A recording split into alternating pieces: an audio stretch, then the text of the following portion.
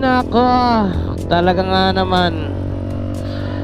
Anyway, so what is some hardcore? We are back. And kanina pa tayong bumabiyahe ng ganitong takbo lang.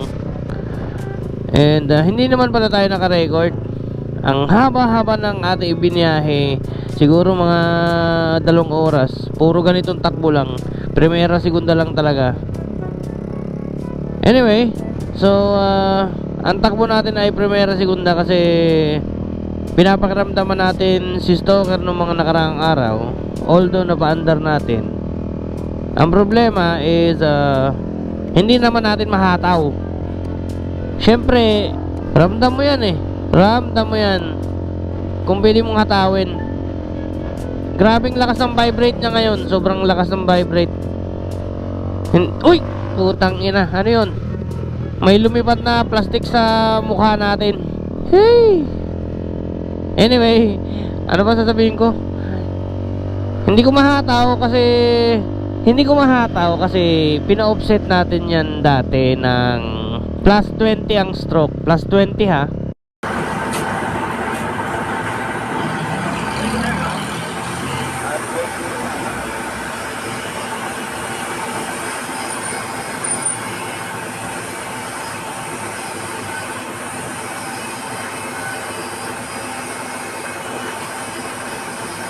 Plus 20 yung stroke. Kasi from 60.4 ginawa nating 80.4.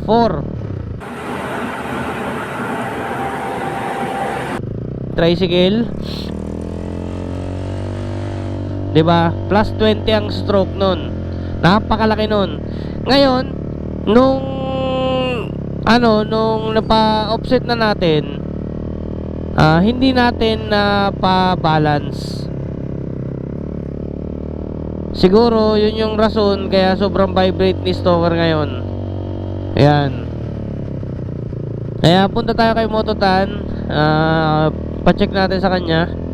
And tingnan natin. So isa pa dito sa motor natin na to, ang crankshell ni Stalker dati ay hinukay.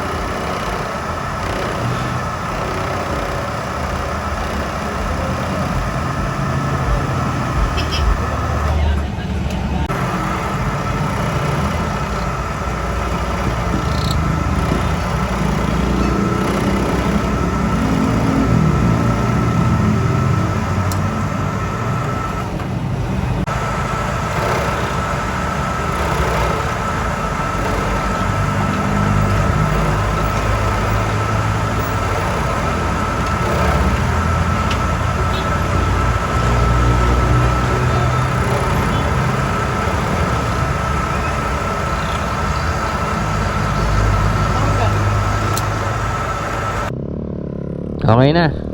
At hinuka yung pinaka gitna niya kasi sasabit yung ating sigunyal kapag lumaro. Yan. Pag lumaro siya, pag umikot na siya, mananabit siya doon.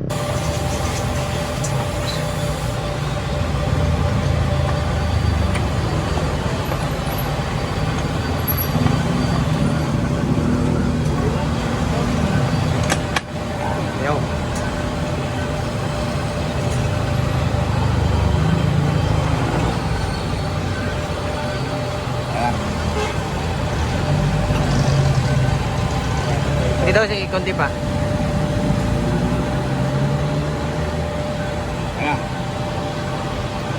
Actually, almost sumabit na nga doon sa mga gear natin eh, at saka doon sa mga selector switch ng mga gear natin.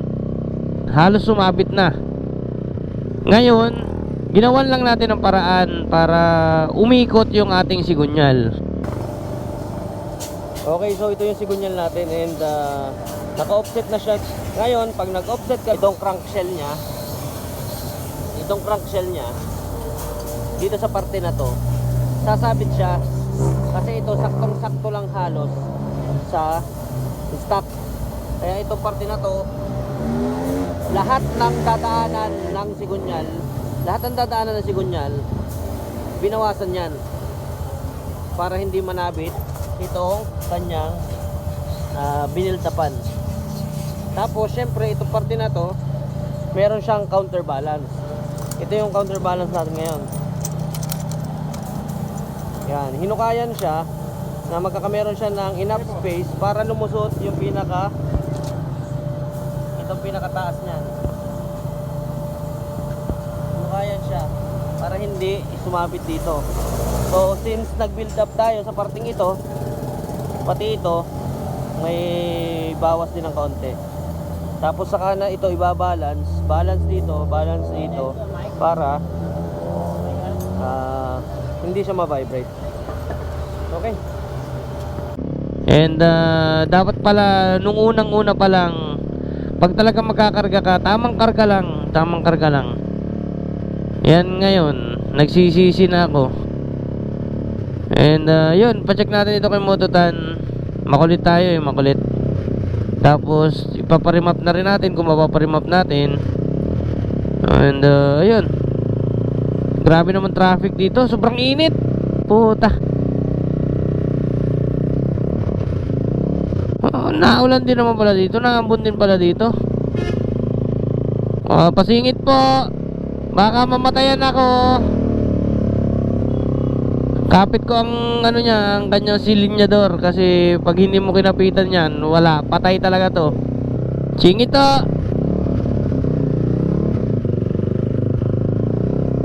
Hey! Kanal. Iyon ang sinasabi ko, namatayan na nga. Anyway, so yun.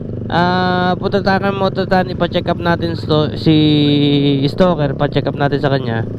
Kung ipaparimap and kung hindi na talaga kaya, useless naman kung hindi mo rin naman mahataw kahit kalaki-laki ng karga, hindi mo mahataw. Okay, so andito na tayo. Init. Shit.